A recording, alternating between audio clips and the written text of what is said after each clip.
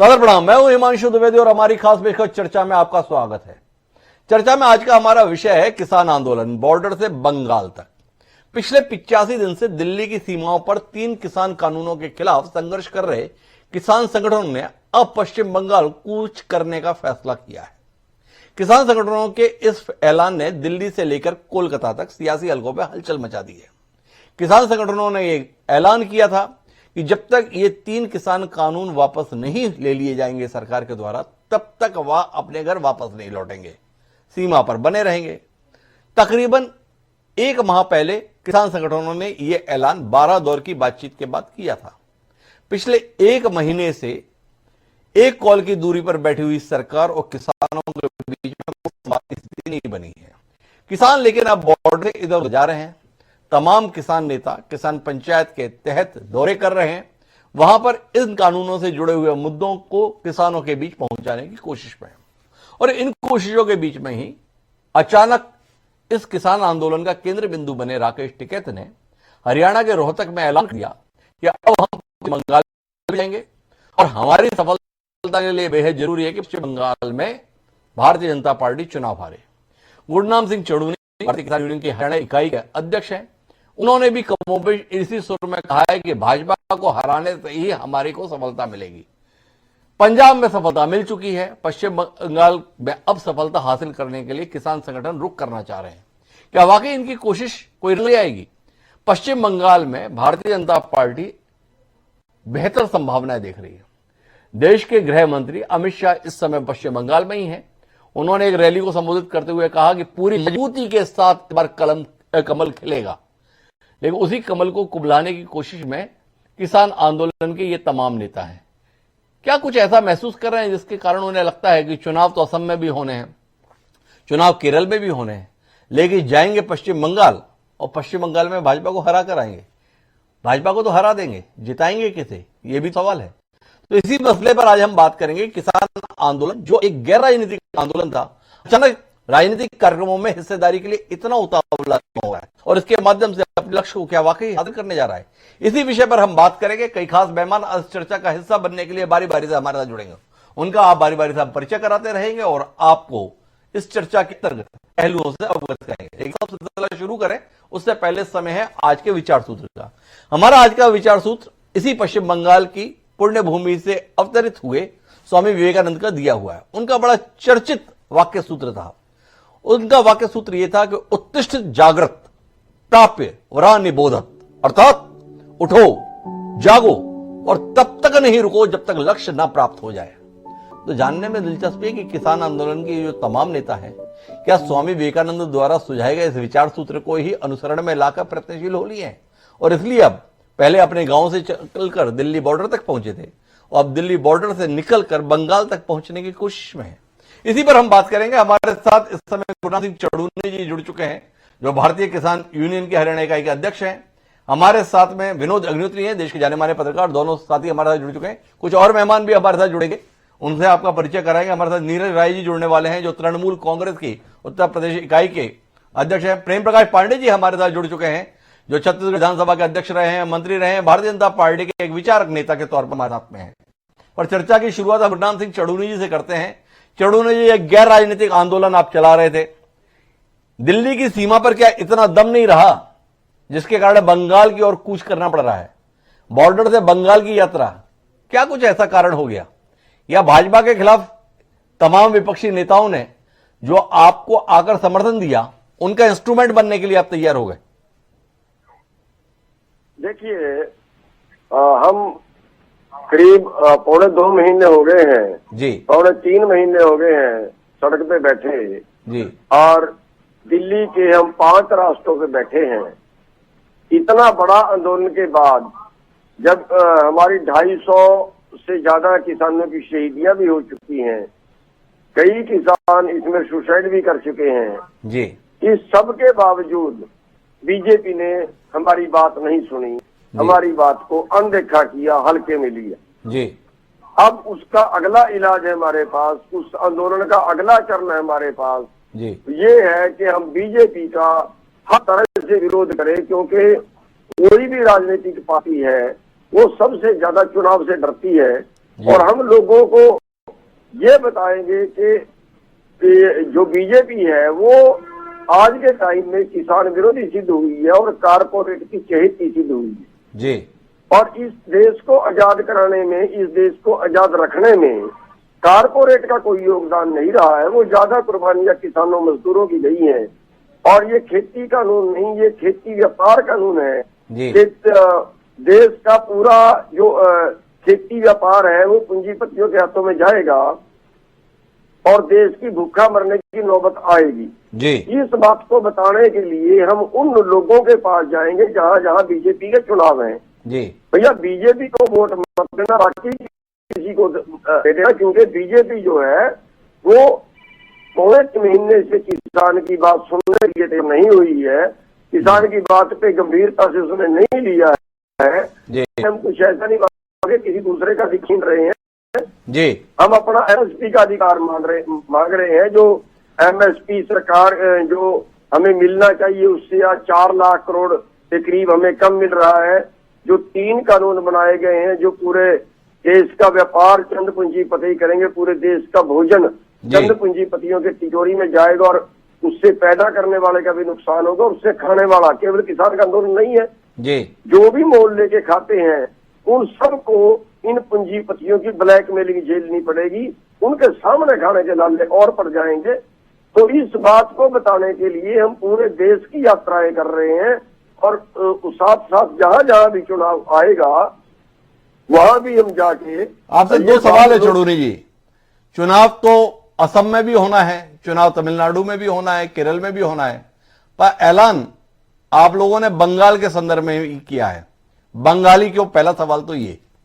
दूसरा सवाल आपसे जानने में यह है कि बीजेपी को हराओ ये कहने के लिए जाएंगे, जिताओ किसे इसके विषय में तय किया? बंगाल में तृणमूल कांग्रेस सत्ता में है, कांग्रेस पार्टी भी हाथ पैर मार रही है, कम्युनिस्ट पार्टी आपके साथ कंधे से कंधा मिलाकर इस आंदोलन में तमाम नेता उसके सहयोग कर रहे हैं। कुछ तय कर पाए? क्या कहने के लिए जाएंगे? केवल भाजपा को हराओ इतनी आह्वान, सब आपस में बढ़ जाएंगे वोट, तो भाजपा हारेगी कहां?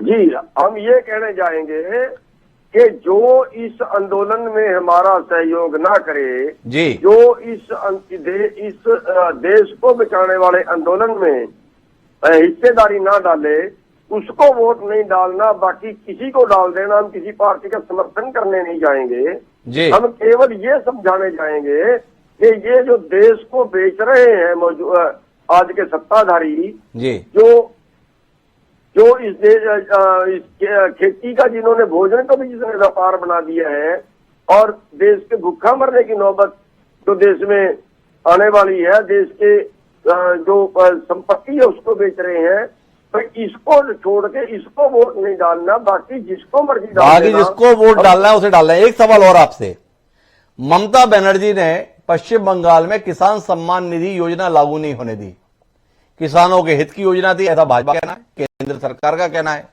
ममता बनर्जी ने 2 साल से किसानों को इसका लाभ नहीं मिलने दिया, केवल पश्चिम बंगाल के किसानों को नहीं मिला। क्या ऐसी पार्टी और सरकार के समर्थन में खड़ा होगा किसान आंदोलन, किसान नेता? ये सवाल है भाजपा का, कोई उत्तर देना चाहेंगे चौधरी जी? देखिए, नंबर 1 बात, मेरे को नहीं लगता कि ममता बनर्जी रोकेगी और या स्टेट के पास कोई रोकने की पावर होगी, क्योंकि वो पैसा सेंटर से आएगा और सेंटर की पावर जो है वो स्टेट से ज्यादा होती है। जब उनके खाते में पैसा जाएगा, मेरे को नहीं लगता कि ममता की कोई पावर उस पैसे को रोकने की है और वो क्यों रोकेगी। दूसरी बात, ये भीख है, ये राहत नहीं है जी। साल में 6,000 रुपए, केवल 6,000 रुपए, यानी 17 रुपए प्रतिदिन के अगर एक परिवार को मिल भी जाएंगे तो क्या वो परिवार 17 रुपए में उसका गुजारा हो जाएगा या 6,000 रुपए में उसका गुजारा हो जाएगा? अरे ये जो नेता लोग हैं ना, ये तो 6,000 की तो एक टाइम की रोटी खा लेते हैं बैठ के। कुल मिलाकर ये कोई सम्मान निधि नहीं है, भीख है, और ममता बनर्जी से रोक सकती है ऐसा मानने के लिए चौधरी जी तैयार नहीं है। हालांकि ये तथ्य है जिसकी पुष्टि हमारे साथ में तृणमूल कांग्रेस के अध्यक्ष उत्तर प्रदेश इकाई के नीरज राय जी हैं, वो भी करेंगे कि ममता बनर्जी ने योजना लागू नहीं होने दी, उनके अपने मुद्दे थे। लेकिन हमारे साथ में इस समय नवीन मिश्रा जी जुड़ गए हैं पश्चिम बंगाल से, भारतीय जनता पार्टी के बड़े नेता हैं। तो नवीन जी, बॉर्डर से बंगाल की ओर किसान आंदोलन आने वाला है। किसान नेताओं ने तय किया है कि कुल मिला के बंगाल में कमल को खिलने से पहले ही कुम्हला देंगे। ये आह्वान के साथ आ रहे हैं बंगाल। कुछ डर रहे हैं कि नहीं डर रहे हैं? पहले तो आप सब लोगों को नमस्कार है हमारा जी। मैं आपको बता दूं कि जिस ढंग से पूरे देश के आम नागरिकों के साथ और आम किसानों को खास किसान आंदोलन के नाम पे जी जिस ढंग से इन लोगों ने भड़काने का काम किया है, अभी देश जान चुका है। जी। और रहा पश्चिम बंगाल में, तो पश्चिम बंगाल में केंद्र सरकार की जो तमाम योजनाओं किसान के लिए थी, जी, चाहे वो किसान को खाद के नाम पे हो या किसान को डायरेक्ट केंद्र सरकार के द्वारा उनके अकाउंट में जो पैसे दिए जा रहे थे, जी, उससे वंचित करके ममता बंदोपाध्याय ने, जो यहाँ की मुख्यमंत्री है, उनकी सरकार जो तृणमूल की है, वो पहले ही इस राज्य के किसानों के साथ विश्वासघात किया है। जी। इसलिए चुनाव के समय में एक सीजनल मेढक की तरह अगर किसान आंदोलन के कोई भी लोग अगर आम नागरिकों को और आम किसानों को यहाँ पश्चिम बंगाल में मिसगाइड करने अगर आते हैं, तो यहाँ के किसान इनके वास्तविकता से बहुत अच्छी तरह परिचित है। जी। और ममता बनर्जी कितना भी बोल ले इस देश में, चाहे वो चैनल के माध्यम से हो, चाहे वो सोशल मीडिया के माध्यम से हो, जनता ममता बंदोपाध्याय जैसे राजनेता को पश्चिम बंगाल में केयर नहीं कर रहा है। जी। ये आप तमाम मीडिया के लोग ये देख रहे हैं और देश दुनिया ये देख रही है। यहाँ की जनता अब ममता बनर्जी को जो किसानों के साथ किए गए विश्वासघात है, उसका बदला ये विधानसभा चुनाव में देना चाहती। तो नवीन जी का मानना है कि ये जो अब सीजनल मेंढक आने वाले हैं, इन मेंढकों से कोई फर्क पश्चिम बंगाल में भाजपा की संभावनाओं पे नहीं पड़ने वाला है। लेकिन नीरज राय जी मेरे साथ में है। नीरज राय जी, कितना उत्साहित, कितना उल्लसित, कितना प्रफुल्लित, कितना आनंदित आप इस घोषणा को सुनकर हैं कि किसान आंदोलन के तमाम चर्चित चेहरे अब अपना कर्म क्षेत्र पश्चिम बंगाल को बनाने वाले हैं, इस आह्वान के साथ कि भारतीय जनता पार्टी को वोट ही देना है, चाहे जिसको भी वोट दो। क्या कहेंगे नीरज जी इस आह्वान के संदर्भ में?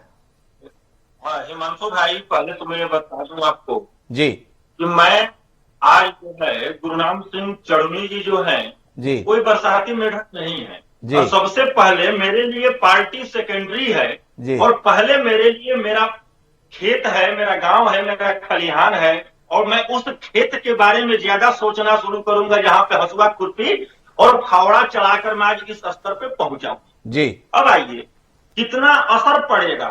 मैं तो कहना चाहूंगा कि गुरुनाम सिंह चढ़नी जी का जो निर्णय है और किसान संगठनों का निर्णय है बहुत ही निश्चित और उचित है। और भाई नवीन मिश्रा जी, आपको भी थोड़ा छोटा भाई होने के नाते सलाह दे सकता हूं, निर्देश नहीं दूंगा आपको जी। जिनको आप किसान का मेढक जो बोले हैं ना, यह चीज जो है ना किसान संगठन में आपके जो बैठे हुए लोग हैं उनको पता होगा कि गुरुनाम सिंह चढ़नी हो या बलविंदर सिंह रजेवाल हो, यह किस मेढक का नाम है या मगरमच्छ है। और किसान के बंगाल के किसानों की योजना के बारे में बात करते हैं तो आप लोग जो डिटेल में जो लिखा हुआ स्क्रिप्ट दिया जाता है उस पे बात मत करिए। आप किस खाद की बात करते हैं, किस योजना की? बंगाल में योजना चलती है हिमांशु भाई, 10,000 रुपया किसानों को दिया जाता है, वो भी 2 किस्तों में जी। उसके बाद जो है वहां पर किसान बीमा प्रीमियम सरकार भरती है। 2 लाख रुपया किसानों को एक्सीडेंटल एक्सपायर होने मर जाने के बाद दिया जाता है 18 साल से 60 साल के। भारतीय जनता पार्टी 1.5 दर्जन से ऊपर राज्यों में शासन कर रही है। एक भी राज्य बताइए जहां पर यह तीनों व्यवस्था दी जाती है। और एक बहुत जो बेहतर चीज मैं बताऊंगा, हमारे यहाँ श्रम शक्ति के हिसाब से जो 2400 कैलोरी खर्च होने पर श्रम शक्ति का निर्धारण होता है, जिसमें कि एक परिवार में 5 लोगों को आंकड़ा दिया जाता है। गुरुनाम सिंह जी ने कहा कि 17 रुपया एक परिवार को। ये बताइए 5 लोगों में 17.5 रुपया कितना खर्चा होता है जी। खाद पानी की बात, ये लोग नीम कोटेड देते हैं, यूरिया और डाई 45 किलो का 1200 हो गया। पशुओं का चारा चला गया 24 रुपया क्विंटल। अब बताइए ना कि ये लोग किस आधार पर जा रहे हैं वोट मांगने? आप वोट मांगिए बंगाल में। बंगाल की जनता हमारी जागीर नहीं है, देश की जनता जागीर नहीं है, लेकिन आप क्या काम किए हैं? युवाओं को रोजगार दिए हैं, किसानों की आय दोगुनी तो आप करने की बोलते हैं 2014 में, या इस समय वर्तमान में किसानों की आय कितनी है या तो आपके रणनीतिकार बता ही नहीं पाए। जिस एमएसपी पे लेके आप अंगुली उठाते हैं 2011 में मोदी जी मुख्यमंत्री रहते हुए मनमोहन सिंह जी से मांग कर गए थे।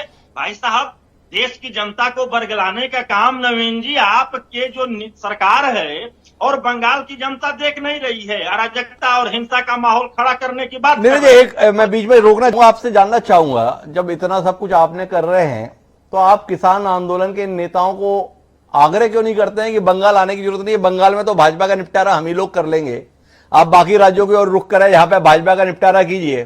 क्यों इन किसान नेताओं के भरोसे अपनी संभावनाओं को लहलहाता महसूस कर रहे हैं आप? ये सवाल है आपसे।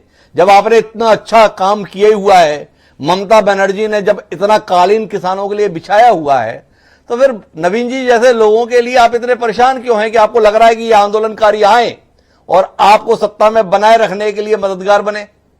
नहीं, ममता जी के लिए सत्ता प्रिय नहीं है। आपको एक दो पॉइंट पे मैं डाल दूं जी। जब कभी देश का एक नेता 35 साल तक भीख मांगने का कार्यक्रम कर रहा था, उस समय 28-29 साल की एज में ममता जी देश के कद्दावर नेता सोमनाथ चटर्जी को हराकर गई थी लोकसभा में।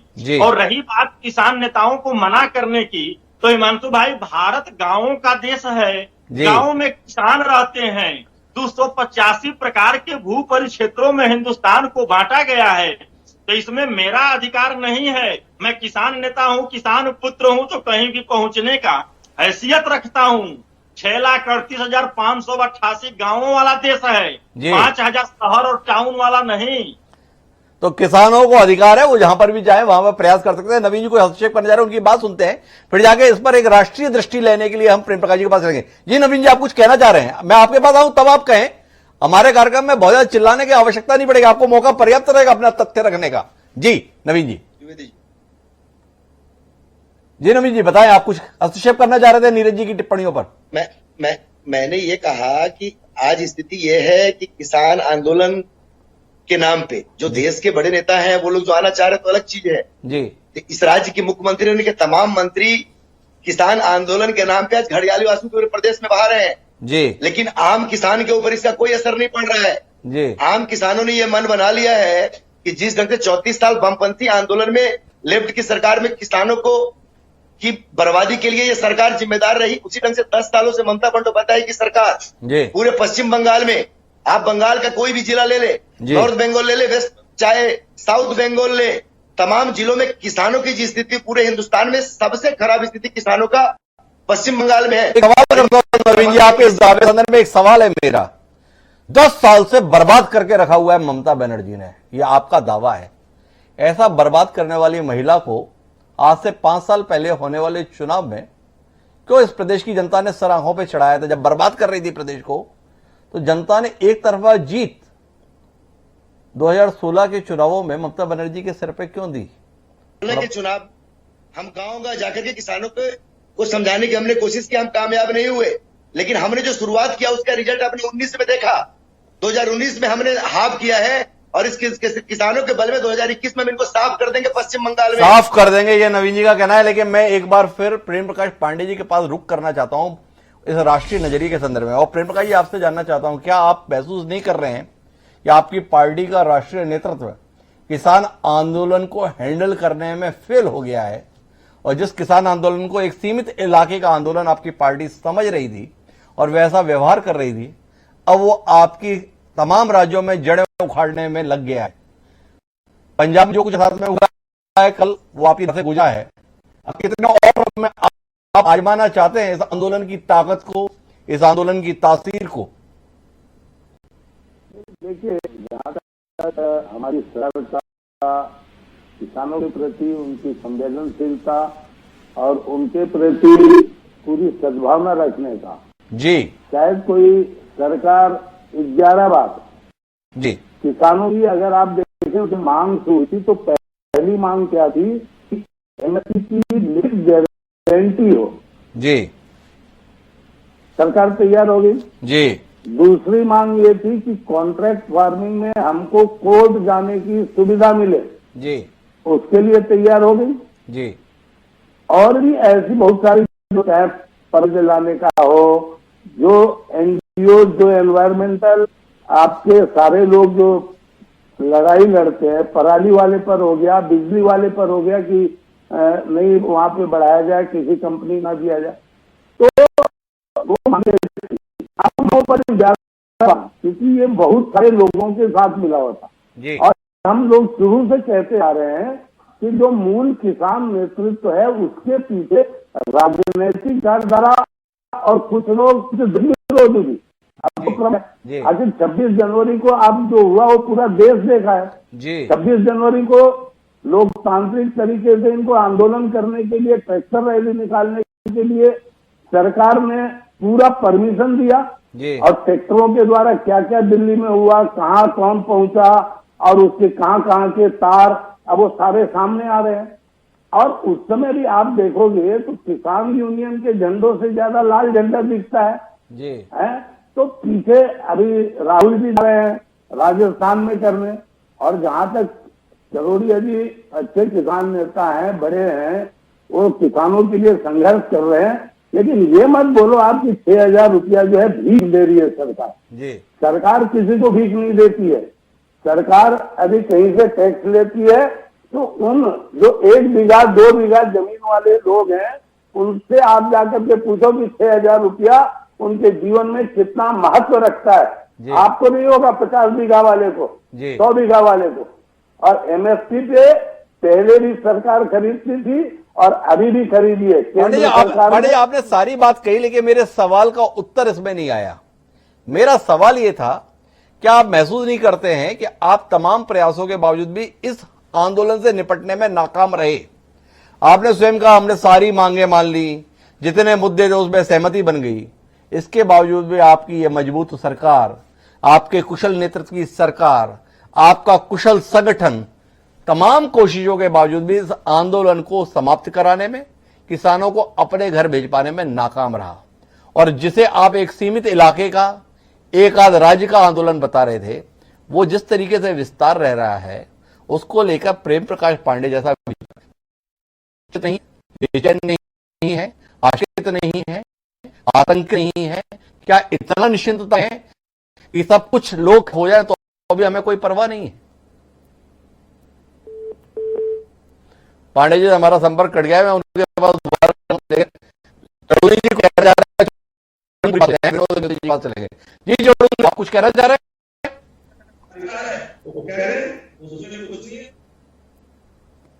जी विनोद जी, आप जो सवाल मेरा प्रेम प्रकाश पांडे जी से था वो सवाल आपसे है।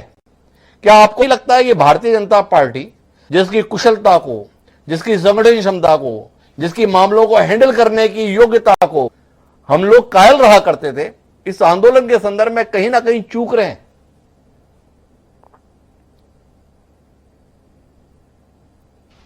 देखिए हिमांशु जी, ऐसा है कि निश्चित रूप से भारतीय जनता पार्टी के कुशल नेतृत्व ने केंद्र सरकार का जो एक मजबूत नेतृत्व है जी, वो उसने इस किसान आंदोलन की गंभीरता को शुरू से ही आंकने में भूल की है जी।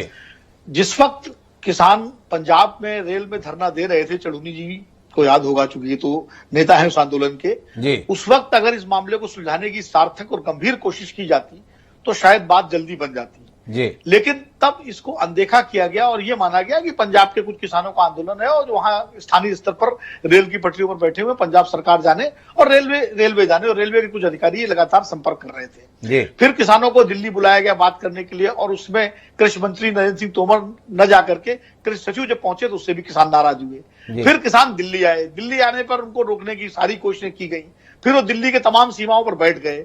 बैठने के बाद फिर अब सारा बातचीत शुरू हुई, बातचीत के दौर शुरू हुए, और उसमें जो है दोनों पक्ष अपने अपने मुद्दों पर अड़े हुए हैं। हालांकि सरकार ने कुछ मामलों में एक उदारता बरतने के संकेत दिए कि हम 1.5 साल तक की कानूनों को मुलतवी कर देंगे। सुप्रीम कोर्ट का भी हस्तक्षेप हुआ कि उसने कमेटी बना दी। ये सारी यात्रा एक चली इस आंदोलन में करीब लगभग 2.25 महीने से ये सब हम लोग देख रहे हैं। लाल किले की वो दुर्भाग्यपूर्ण घटना भी हम लोगों ने देखी जी। इसके बाद एक अंतर्राष्ट्रीय कोण भी इस चुनाव आंदोलन में आ गया। कुल मिलाकर के आंदोलन का लेकिन विस्तार भी होता गया साथ साथ जी। सरकार को उम्मीद थी कि शायद 26 जनवरी की घटना के बाद आंदोलन टूट जाएगा जी, और किसान वापस लौट जाएंगे, या जो नहीं लौटेंगे उनकी संख्या इतनी कम हो जाएगी कि उसको अनदेखा किया जा सकेगा। लेकिन 26 जनवरी की घटना से एक झटका लगा किसान आंदोलन को, लेकिन उसके बाद किसान आंदोलन अपने आप उन्होंने संभाला और संभल गए। अब क्या हो रहा है, किसान दिल्ली की सीमाओं से ज्यादा ध्यान देश के अन्य क्षेत्र दे रहे हैं जी।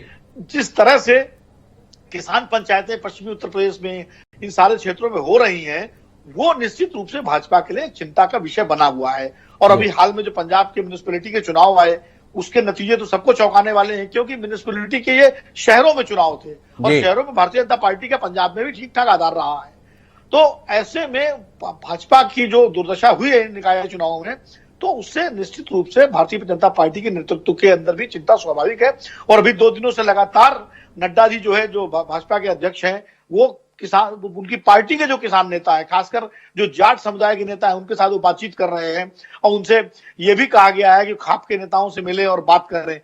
अब वो कितना सफल होते हैं अलग बात है, लेकिन जो बंगाल वाला जो घोषणा की है इन्होंने, जो चढ़ूनी जी ने या राकेश टिकैत ने या और संयुक्त मोर्चे ने किया, हम बंगाल जाएंगे, ये भाजपा के लिए जरूर एक बड़ी चिंता का विषय इसलिए बन सकता है क्योंकि भाजपा बंगाल में एक स्वप्न लेके जा रही है, एक मॉडल, एक स्वप्नदर्शी एजेंडा लेके जा रही है कि हम बंगाल को उसी तरह खूबसूरत बना देंगे जैसे हमने पूरे देश को बनाया है। लेकिन जब ये किसान वहां जाएंगे और ये अपनी बात वहां कहेंगे, और जाहिर है कि तृणमूल कांग्रेस भले ही सीधे तौर पर न सही, लेकिन अपरोक्ष रूप से कहीं ना कहीं इनके लिए मदद जरूर करेगी। ये राजनीति में मदद की जाती है, तो वो जो संदेश जाएगा तो निश्चित रूप से कहीं ना कहीं भाजपा के लिए एक नुकसानदेह की स्थिति बन सकती है। एक और विषय पे मैं आपकी टिप्पणी लेना चाहता हूं विनोद जी, क्या आपको नहीं लगता है कि जो 22 जनवरी की बातचीत थी, वो एक सुनहरा अवसर इन किसान नेताओं ने गंवा दिया इस आंदोलन के संदर्भ में? ये बात मैं इसलिए पूछ रहा हूं कि उस समय पे सरकार ने प्रस्ताव दिया था कि हम 1.5 साल या 2 साल के लिए कानून को मुलतवी कर देते हैं, स्थगित कर देते हैं। आज जो काम ये किसान नेता कर रहे हैं, बॉर्डर को छोड़कर ये तमाम जगहों पर जा रहे हैं, पंचायत कर रहे हैं, अलग जगाने का काम कर रहे हैं, किसानों को कानून के खराबियां बताने का काम कर रहे हैं। बॉर्डर पर अब किसान सीमित संख्या में दिख रहे हैं। क्या आपको नहीं लगता है कि ये वाला काम तो तब भी हो सकता था कि कानून स्थगित करा लेते और अपनी इन महापंचायतों के आयोजन के माध्यम से कानून की जो विसंगतियां हैं, कानून की जो खामियां हैं, उनके संदर्भ में जागृति लाते? क्या हासिल किया आड़े रहकर? कर तो वही रहे। नहीं, देखिए, ये बात आपकी सही है। अगर उस वक्त ये 1.5 साल की सीमा को 2 साल बढ़ा करके किसान नेता कुछ फैसला करते और अपने आंदोलन को वापस करते या बॉर्डर से हट करके, और इसके बाद सरकार को दबाव बनाने के लिए किसान पंचायतें और इस तरह की रैलियां करते रहते, तो वो भी एक तरीका हो सकता था। लेकिन मुझे लगता है कि इस किसान नेताओं का ये मानना है कि दिल्ली की सीमाओं पर डटे रह करके एक तरफ तो वो संदेश देना चाह रहे हैं कि वो पीछे नहीं हटे हैं, खासकर किसानों में, और दूसरी तरफ जो है वो पंचायतें करके सरकार के ऊपर एक राजनीतिक दबाव बनाना चाहते हैं। देखिए हिमांशु जी, कोई भी आंदोलन तब सफल होता है जब उसमें राजनीतिक नफा नुकसान जुड़ जाता है। जयप्रकाश आंदोलन जो है छात्रों का आंदोलन था, जो गुजरात से शुरू हुआ था, कोई राजनीतिक दल उसमें नहीं था। लेकिन जब देश के सारे राजनीतिक दल, जो विपक्षी दल थे, उसमें कूदे, तब वो आंदोलन जाकर के धारदार आंदोलन बना और इंदिरा गांधी की सत्ता गई। राम मंदिर आंदोलन जब तक भारतीय जनता पार्टी ने अपने एजेंडे में नहीं लिया, तब तक आंदोलन विश्व हिंदू परिषद का आंदोलन था, उसकी जो है कोई ज्यादा ध्यान नहीं देता था। लेकिन भारतीय जनता पार्टी के सामने आने के बाद वो आंदोलन राष्ट्रव्यापी आंदोलन बना और उसके बाद उस आंदोलन ने भाजपा को केंद्रीय सत्ता तक पहुंचाया। जो भी आंदोलन जो है, जब तक उसमें राजनीति का पुट नहीं आता है, तब तक सरकारें उसकी चिंता, जब तक राजनीति का पुट नहीं आता है, तब तक सरकार उसे गंभीरता से नहीं लेती। तो गुरनाम सिंह चढ़ूनी जी, आप केवल ये दावा कर रहे हैं हम तो जाएंगे, वो कहेंगे भाजपा को वोट नहीं दो, पर वहां पर मुकाबला भाजपा बनाम तृणमूल कांग्रेस का दिखाई देता है। तीसरे पक्ष के तौर पे कांग्रेस और कम्युनिस्ट पार्टी है। कोई स्पष्ट फैसला लेकर नहीं जाएंगे।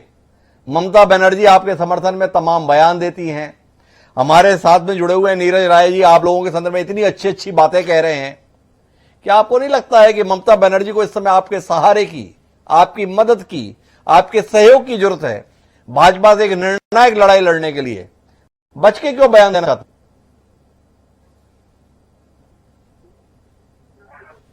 जी गुरनाम जी, गुरनाम जी से हमारा संपर्क अभी टूटा हुआ है। मैं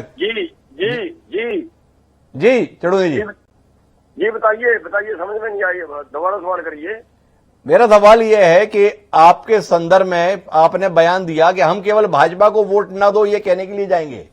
ममता बनर्जी इतना आपके आंदोलन को समर्थन दे रही हैं, भाजपा के खिलाफ सबसे आक्रामक लड़ाई देश में लड़ती हुई नजर आती हैं, ऐसे समय पे जब उनके बीच में आर पार की लड़ाई चल रही है भाजपा और ममता बनर्जी के बीच में, क्या आप ममता बनर्जी को वोट दो ये आह्वान करने नहीं जाएंगे? देखिए, हमारा ये कोई मतलब नहीं है कि लोग किसको वोट डालते हैं, लोग किसी को डाले। हमारा तो ममता से कोई ये नहीं है कि उनसे कोई ज्यादा लगाव है या हम उनसे कहीं हमारी जो बातचीत हुई है, हमारा तो अभी तक पश्चिम बंगाल में किसी से राम राम भी नहीं हुई जी। लेकिन हमारा कहना ये है, हमारा मतलब लोगों में जागृति पैदा करना है कि लोग इतने जागरूक हो जाएं कि उनके लिए सबसे बेहतर कौन है जी, क्योंकि उन्होंने अपने प्रदेश की सरकार चुननी है और सरकार वो चुने जो वहाँ के किसान के हित में ज्यादा काम कर सके। यही समझाने के लिए तो चढ़ूनी जी, आपने कहा कि लोग इतने समझदार हो जाएं कि वो समझ पाए कि उनके लिए सबसे बेहतर कौन है। तो आप तो नेता हैं, आपको तो पता होगा सबसे बेहतर कौन है पश्चिम बंगाल के लिए। आप ये पर पहुंचे क्या कि कम्युनिस्ट पार्टी बेहतर रहेगी, कांग्रेस पार्टी बेहतर रहेगी, ममता बनर्जी बेहतर रहेंगी, या भारतीय जनता पार्टी को विकल्प तौर पर एक बार बंगाल को आजमाना चाहिए? केवल भाजपा ही ऐसी है जिसे बंगाल की जनता ने अभी तक अपना प्रदेश संचालन के लिए आजमाया नहीं है।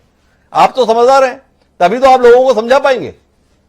देखिए, मैं फिर वही बता रहा हूँ कि हमारा मकसद केवल ये है कि जो भाजपा आज के टाइम में केंद्र में जो कानून बना रही है वो सारे किसान हित में नहीं है, सारे किसान के खिलाफ है और केवल पूंजीपतियों को फायदा पहुंचाने के लिए बना रहे हैं। और चढ़ूनी, एक और सवाल करता हूं, ममता बनर्जी की जो सरकार है पश्चिम बंगाल में, उसने खेती किसानी के लिए बहुत काम किए, ऐसा नीरज राय तृणमूल कांग्रेस के नेता हमें बता रहे हैं। आप तो किसान आंदोलन का एक बड़ा चेहरा है, देश में किसानों के संदर्भ में कौन क्या कहां कैसे कर रहा है जानते होंगे। उनके दावे से कितना इत्तेफाक रखते हैं? पश्चिम बंगाल का जो किसान है वो देश के अन्य किसानों के मुकाबले ज्यादा खुशहाल, ज्यादा प्रसन्न, ज्यादा सफल आपको दिखाई देता है, या नीरज राय जी की भी बातें वैसी ही राजनीतिक हैं जैसी बाकी राजनेता आके मंचों पर करके चले जाते हैं? क्या कहेंगे आप? देखिए, सवाल ये नहीं है कि किसने वहाँ क्या किया है। ममता ने अगर वहाँ ज्यादा काम किया है तो लोग ममता को डाल देंगे, अगर कॉमरेडों ने ज्यादा किया तो कॉमरेडों को डाल देंगे। हम समझाने ये जा रहे हैं, हमारा मकसद मौजूदा सरकार से, बीजेपी से ये है कि ये खेती कानून इन्होंने बनाए हैं, खेती कानून, खेती व्यापार कानून इन्होंने बनाए हैं, ये किसी हालत देश हित में नहीं है। और अगर आप लोग बीजेपी को वहां पे हराते हो तो ये बात बीजेपी की बहुत जल्दी समझ में आ जाएगी कि हाँ, अब देश की जनता उनके खिलाफ हो गई है और वो देश से बीजेपी की जड़ें उखाड़ देंगे ये किसान। तो चढ़ूनी जी की स्पष्ट है, कुल मिला के भारतीय जनता पार्टी को हराना है और इसलिए हराना है ताकि भाजपा को समझ में आ पाए ये 3 किसान कानून जो उसने बना दिए हैं ये उसकी नींव खिसका देंगे अगर वह इन कानूनों को बनाए रखने की जिद पर अड़ी रही। लेकिन नीरज राय जी, आप गुरनाम सिंह चढ़ूनी जी की बात सुनकर कितना निराश है? आप तो बता रहे थे क्या कुछ कमाल पश्चिम बंगाल में आपकी सरकार ने किया हुआ है 10 साल में। गुरनाम सिंह चढ़ूनी जी इतने बड़े किसान नेता, इस आंदोलन का इतना बड़ा चेहरा, उनको जानकारी भी नहीं है कि आपने कुछ ऐसा किया है। वो बोल रहे हैं जिसने अच्छा किया होगा उसे वोट दे दो। इस नाकामी पर कोई टिप्पणी करना चाहेंगे आप? अच्छा काम किए, दिल्ली में बैठे किसान नेताओं को आभास तक नहीं हुआ कि अच्छा काम हुआ। हिमांशु भाई, बताता हूँ कि नाकामी नहीं है ये जी है। और पहले तो प्रेम प्रकाश जी के एक बात थी, उस पर मैं प्रकाश डाल दूं, फिर आगे बताता हूँ आपके चरणों जी की बातों पे। जी, प्रेम प्रकाश जी हो या बीजेपी का कोई भी नेता हो, बड़ा आश्चर्य होता है जब प्रेम प्रकाश जी जैसा व्यक्ति, सुलझा हुआ व्यक्ति, यह किसानों को बांटने का काम करे कि जो चैनल पे बैठते हैं वो बड़े किसान हैं। मैं आपको बता दूं हिमांशु भाई कि मेरे पिताजी 1.5 से 2 एकड़ के काश्तकार हैं, फिर भी मैं पिछले 8 सालों से तमाम किसान संगठनों यानी चढ़ूनी जी से लेकर बलविंदर सिंह रजेवाल जी सभी के सानिध्य में मैंने काम किया। मुझे कभी यह महसूस नहीं हुआ कि मैं बहुत छोटा किसान हूँ। ठीक है, तो पहली बात यह है कि किसानों को बांटने का काम न किया जाए। दूसरा चीज जो बंगाल में आपने कहा, 2019-20 तक जब से हम सत्ता में वहां पे तृणमूल कांग्रेस आई है, 5 बार कृषि कर्मण अवार्ड बंगाल को मिला है, जिससे कि 2 बार मिला है आपके मध्य प्रदेश सरकार को। आप हमसे बेहतर उस चीज पे जानते हैं। अब चढ़ूनी जी के साथ मैं हूं क्योंकि किसान के मुद्दे पे मैं चढ़ूनी जी के साथ में हूं, तमाम उन किसानों के साथ में हूं जो किसान आंदोलन के जरिए चलते हुए केंद्र सरकार के गलत नीतियों का विरोध कर रहे हैं। इस पे थोड़ा सा जान लीजिए। जी, कुछ सेकंड लूंगा आपका जी। ये बताइए कि हमारे देश में पंजाब और हरियाणा के सबसे विकसित किसान हैं, ये तो जी। जाहिर सी बात है। जी, सब लोग जानते हैं कि 6% जो क्रय केंद्र हैं मैक्सिमम पंजाब और हरियाणा में है। जी, सबसे ज्यादा मंडियां जो है पंजाब और हरियाणा में है। जी, और इसपे इन लोगों ने 2006 में एक रिसर्च किया था एपीएमसी मंडी बंद करके बिहार में। जी, तो एपीएमसी बंद होने के बाद बिहार में क्या बिहार की स्थिति है वह भी पता है। तो आखिरकार पूरे देश में इस समय 7,000 मंडियां हैं जी।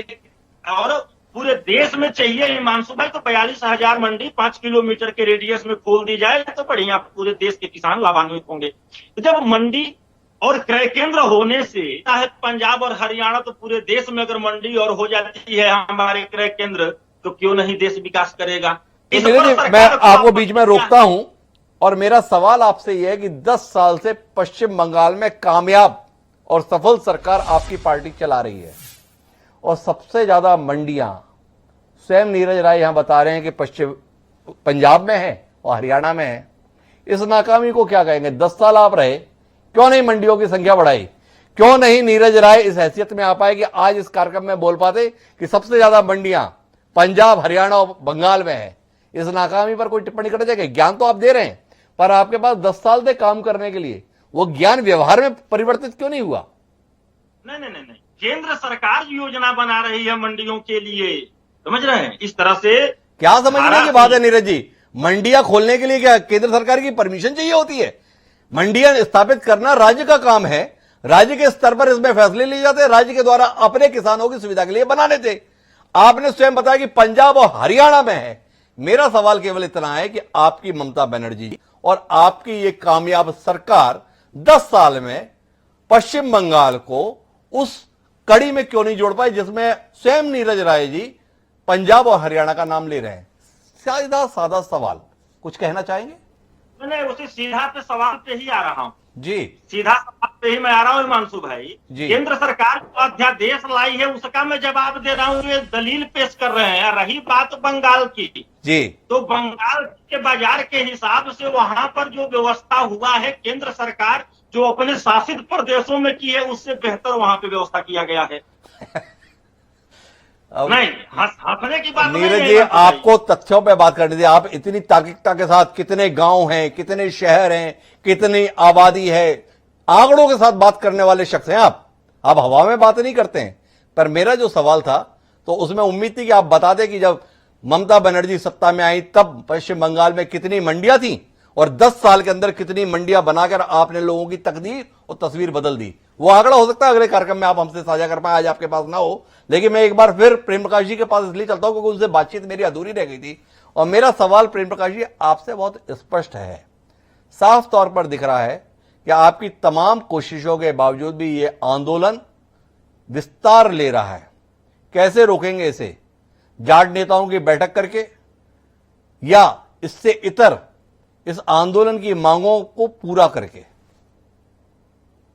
देखिए, जहाँ तक आंदोलन के विस्तार की बात है, भारतीय जनता पार्टी और माननीय प्रधानमंत्री जी ने भी बड़े स्पष्ट तौर पे लोकसभा राज्यसभा सब में आंदोलन के संबंध में कहा है जी, और आंदोलन करने का लोकतांत्रिक अधिकार सबके पास है जी, किसी भी आंदोलनकारी का जो समाधान होना है उस सरकार के बीच वार्ता करके होना है।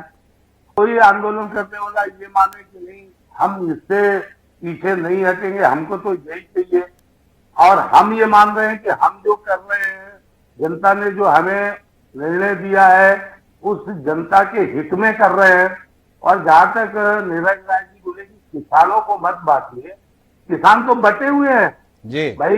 जो सीमांत कृषक हैं, जो लघु कृषक है, ये तो परिभाषाओं में रहते हैं और 6,000 रुपया आपके लिए नीरज राय जी, आपके लिए भी शायद ना महत्व हो, अन्य स्रोत होंगे, लेकिन 6,000 रुपये का महत्व आज भी वो गांव के और जिस पूर्वांचल के आ रहे उस पूर्वांचल को भी हम जानते हैं। हमारा भी बिहार से संबंध है और आप लोग जो बोल रहे हैं कि एपीएमसी वहां खत्म हो गया है, लेकिन इसी साल वहां जो पेश है, पेश के माध्यम से सारे किसानों के धान घरों में जितना उत्पादन हुआ उतना खरीदा गया है एमएसपी के रेट पर। तो ऐसा मत गुमराह कीजिए। एमएसपी से खरीदने की केंद्र सरकार ही खरीदती है अपनी जरूरत के हिसाब से, उसका बड़ा हिस्सा पंजाब और हरियाणा के किसानों द्वारा दिया जाता है, ये बात सही है। मंडियों को विकसित करने के लिए भी किया गया है। और दूसरा जो मामला आप बोल रहे हैं हिमांशु जी, ये बात सही है कि लोकतंत्र में या तो सरकारें आंदोलनकारियों से टेबल पे बात करती है, या फिर अगर कोई राजनीतिक दृष्टि से उसमें आता है तो फैसला तो जनता ही करेगी। और जनता के बीच में अगर वो जाते हैं तो हम भी जनता के बीच में जाएंगे अपनी बातों को लेकर। तो जनता के बीच में अब फैसला होगा। नवीन मिश्रा जी मेरे साथ में जुड़े हुए हैं जो पश्चिम बंगाल में जमीन पर मौजूद हैं। नवीन जी, आंदोलनकारियों ने अब पश्चिम बंगाल की ओर रुख किया है, उनके अपने दावे हैं, उनके अपने अनुभव हैं, कैसे निपटेंगे इससे? केवल मेंढक बता के, या इससे इतर भी कुछ है आपके पास में करने के लिए? लोग सवाल तो करेंगे, 3.25 महीने से आपने इन्हें दिल्ली की सीमा पर बिठा रखा है। इन आंदोलन के साथ में 12 दौर की बातचीत करने के लिए आप तैयार हुए। इन आंदोलनकारियों के कहने पर 22 पन्ने का पत्र संशोधन का देने के लिए आप तैयार हुए। 2 साल तक ये कानून स्थगित करने के लिए आप तैयार हुए, फिर भी जिद पर अड़े हैं कि हमारा कानून अच्छा है, ये कानून रहेगा। क्या जवाब देंगे, कैसे जवाब देंगे? हर बात पर तो आप पीछे हटते रहे हैं और फिर भी अड़े हुए हैं। द्विवेदी जी, अभी हमारे आदरणीय नेताजी ने अभी कहा जी, लोकतांत्रिक व्यवस्था में संवैधानिक अधिकार है देश के हर नागरिक।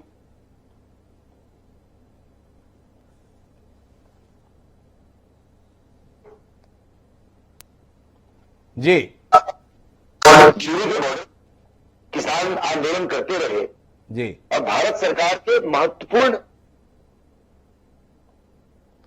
नवीन जी के साथ में हमें तकनीकी तौर पर दिक्कत जा रही है, उनका शायद फोन आ रहा है, इसके कारण से तो मैं वापस विनोद अग्निहोत्री जी के पास चलता हूं। विनोद जी, जिस प्रकार के परिवेश में ये आंदोलन फंस गया है, उसके अंतर्गत गुरनाम सिंह चड़ूनी जी जिस रास्ते पर जाने की बात कर रहे हैं, भाजपा की रीति और नीति को, नरेंद्र मोदी जी की नीति और तरीके को आप जानते समझते हैं।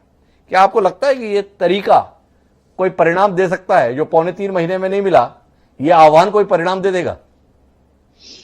देखिए, अब जिस तरह से जिस रास्ते पर किसान चल पड़े हैं और जिस रास्ते पर सरकार चल रही है, मुझे लगता है कि अभी जल्दी में कोई परिणाम निकलने वाला नहीं है। अब पश्चिम बंगाल के चुनाव के बाद ही कोई परिणाम निकलेगा। पश्चिम बंगाल के चुनाव के नतीजे कैसे आते हैं, उसी करवट जो है किसान आंदोलन के नतीजे भी आएंगे।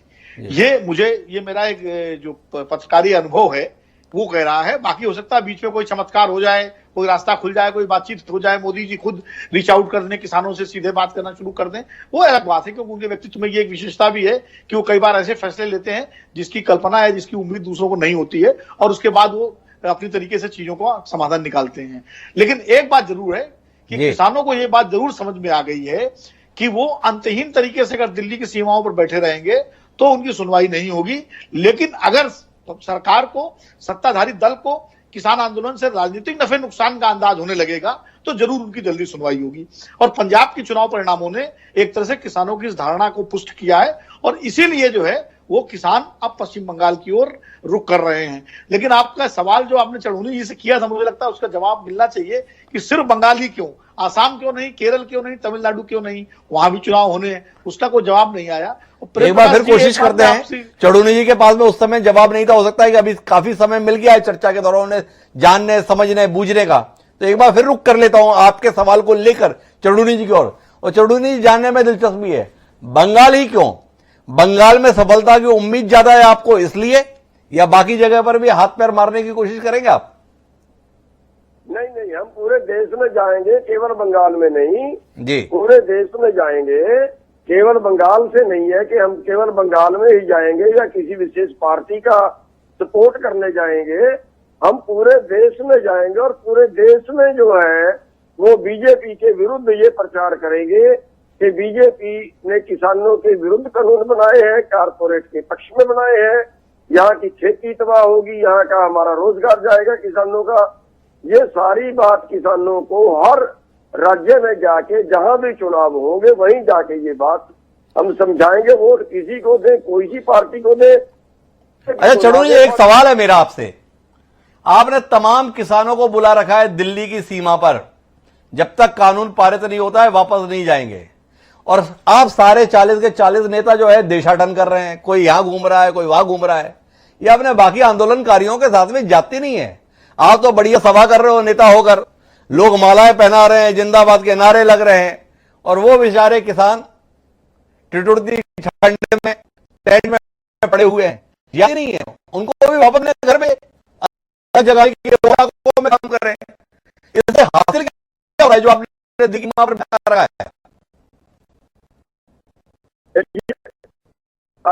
किसानों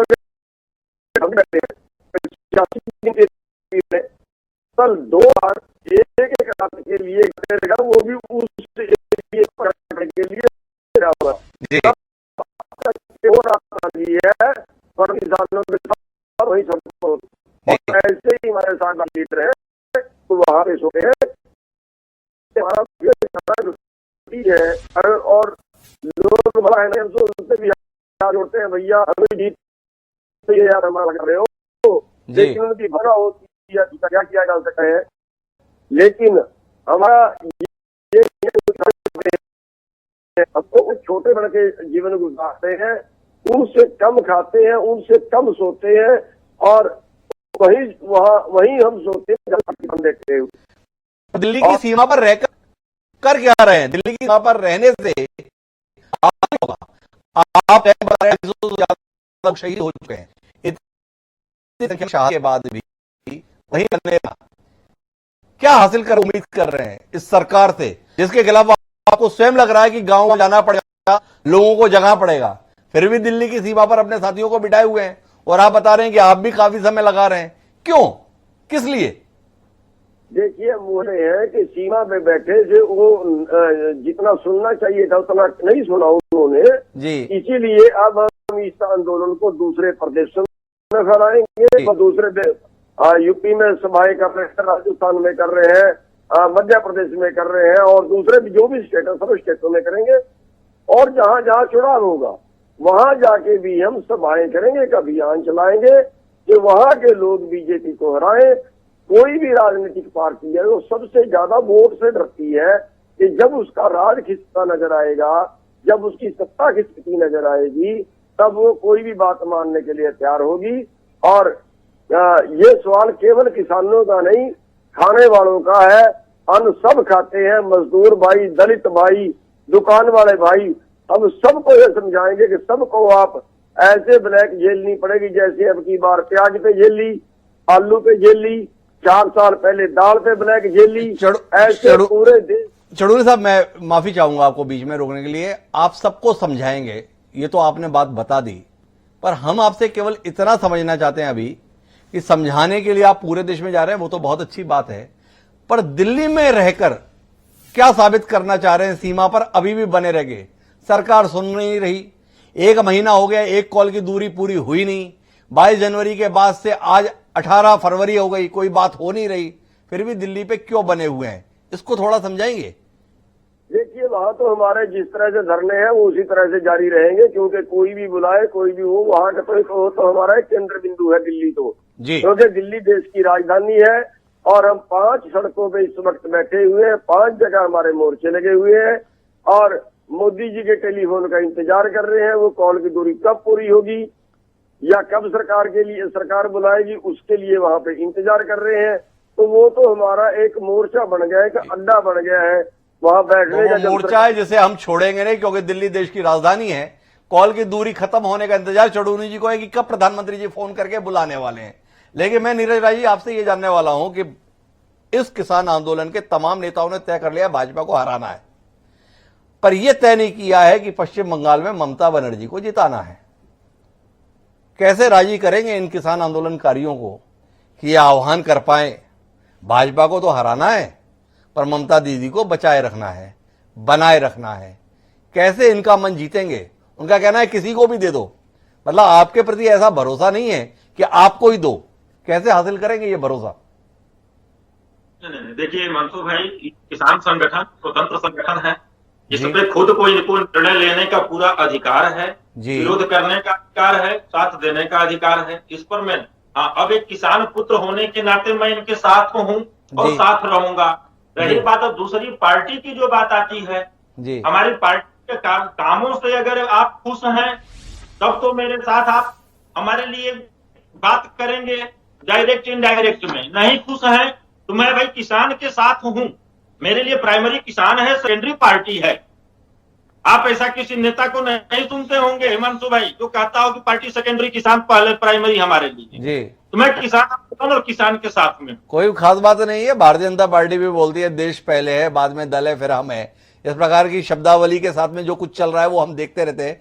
नीरज जी, सवाल तो हमने आपसे तृणमूल कांग्रेस के प्रदेश अध्यक्ष होने के नाते किया और बड़ा ईमानदार सवाल किया। और सवाल केवल इतना है कि कैसे इन आंदोलनकारी किसानों को राजी कर पाएंगे कि वो ये भरोसा कर पाए कि ममता बनर्जी का पश्चिम बंगाल में सत्ता बने रहना किसानों के लिए बेहतर है।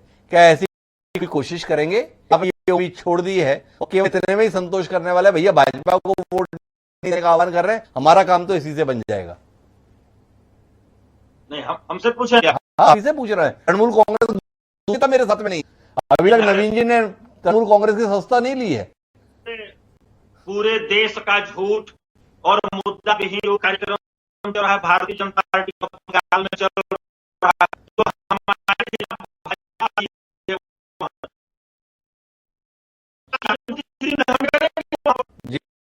देश के अंदर ये झूठ का 6 सालों के 7 साल से करते आ रहे हैं।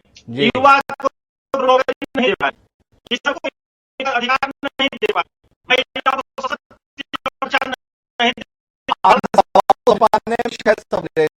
कोशिश करता हूं। विकल्प केवल आप नहीं है, 2 विकल्प हैं। 34 साल जो सत्ता में रहा वो वाम मोर्चा और कांग्रेस का गठबंधन, और दूसरा तृणमूल साल है। जो ये आंदोलनकारी किसान कहने के लिए बंग आ रहे हैं कि भाजपा को वोट मत दो, उनको आप क्या इस बात के लिए राजी कर पाएंगे कि भाई भाजपा को वोट नहीं देना है बल्कि ममता दीदी को सत्ता में बनाए रखना, इस अनुसार वोट करना है? क्या ऐसी कोई कोशिश करेंगे या आपको उम्मीद नहीं है कि आपने ऐसे कोई काम किए हैं जिसके कारण से ये नेता इस बात के लिए तैयार होंगे और आपके लिए आह्वान करेंगे? ये सवाल है। किसान संगठन का मुख्य उद्देश्य है भाजपा जो गलत नीतियों को थोप रही है उससे उसको सबक सिखाना जी। और आप ही कुछ मिनट पहले बोले थे कि देश में अगर कोई ज्यादा मुखर है भारतीय जनता पार्टी के सामने तो वो है ममता जी। अब इस पर हमें बताने की आवश्यकता नहीं है कि लेफ्ट है कि कांग्रेस है। विकल्प कहीं भी मजबूत होता है, अब मजबूत विकल्प लिया जाता है, मजबूत विकल्प लिया जाता है। इसलिए शायद किसान आंदोलनकारी ममता बनर्जी के संदर्भ में कोई कोशिश करेंगे। तो नवीन जी, आपसे जानने में दिलचस्पी है, किसान आंदोलनकारी बंगाल में आएंगे, आपके खिलाफ वोट देने की अपील करेंगे, ममता बनर्जी के पक्ष में वोट देने की अपील ना कर दें, इसके लिए कुछ करेंगे?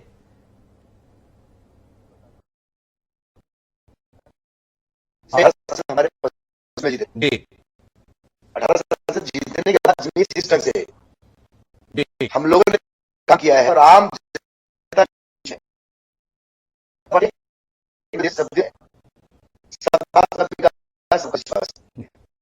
भाजपा पार्टी विश्वास रखती है कि राष्ट्र फर्स्ट, थर्ड। लेकिन पश्चिम बंगाल में तृणमूल कांग्रेस की उल्टी बात है। आप देखे होंगे, पूरी दुनिया देख रही है, हिंदुस्तान देख रहा है कि इनका पहला नारा है पहला स्वार्थ अपना। मैं नवीन जी आपको थोड़ा सा ज्ञानवर्धन करना चाहता हूं। ये जो लोकसभा चुनाव की सफलताएं है ना, उसका विधानसभा चुनाव की सफलता से कोई लेना देना होता नहीं है। छत्तीसगढ़ में चुनाव हुए थे, 15 साल की भारतीय जनता पार्टी की सरकार 15 सीटों पर सिमट गई थी, कांग्रेस 69 सीट्स पे जीती थी। लेकिन 6 महीने बाद लोकसभा हुए, 11 लोकसभा में से 9 पे भाजपा जीती है, 2 सीटों पर कांग्रेस सिमट गई।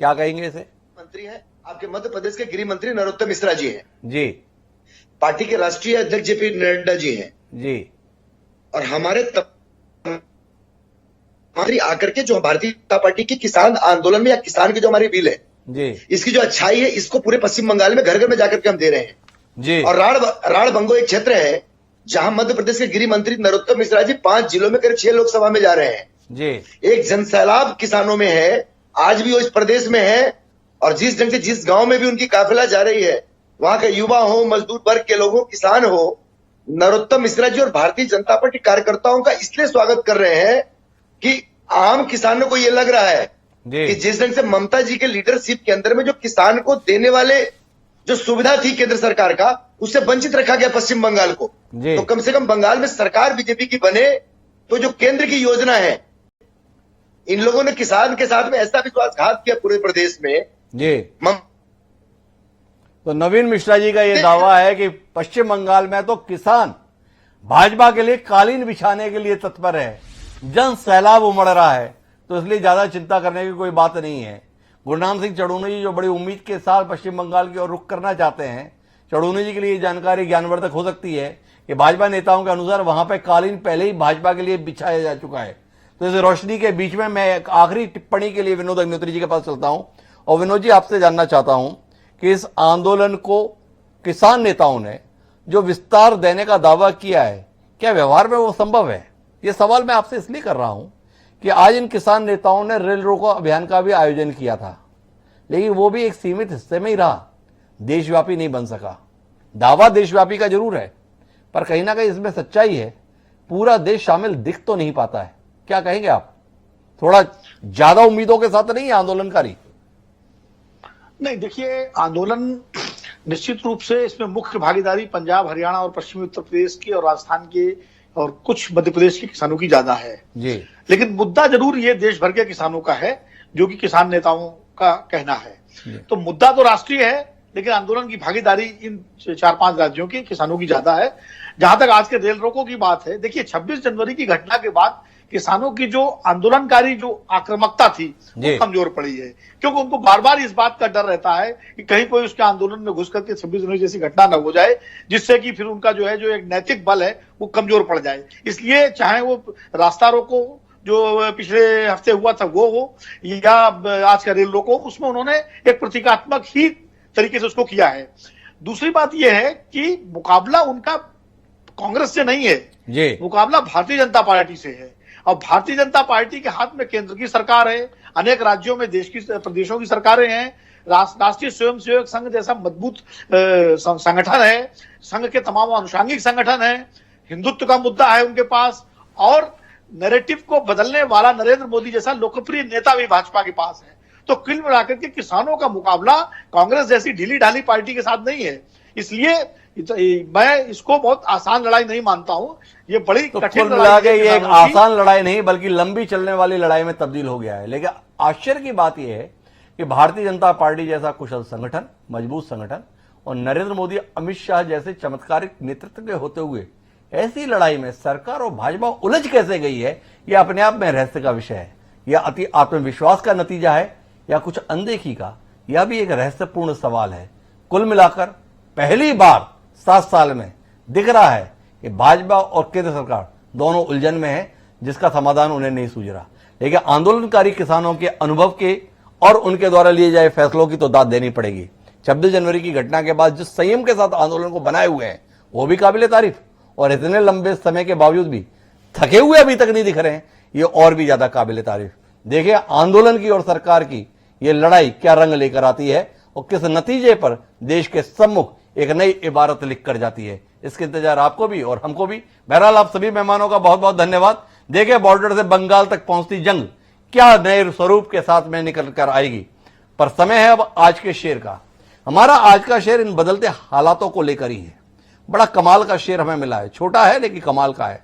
हमारा शेर ये कहता है कि वो जो उठते थे बिठाने के लिए, वो जो उठते थे बिठाने के लिए आज बैठे हैं उठाने के लिए।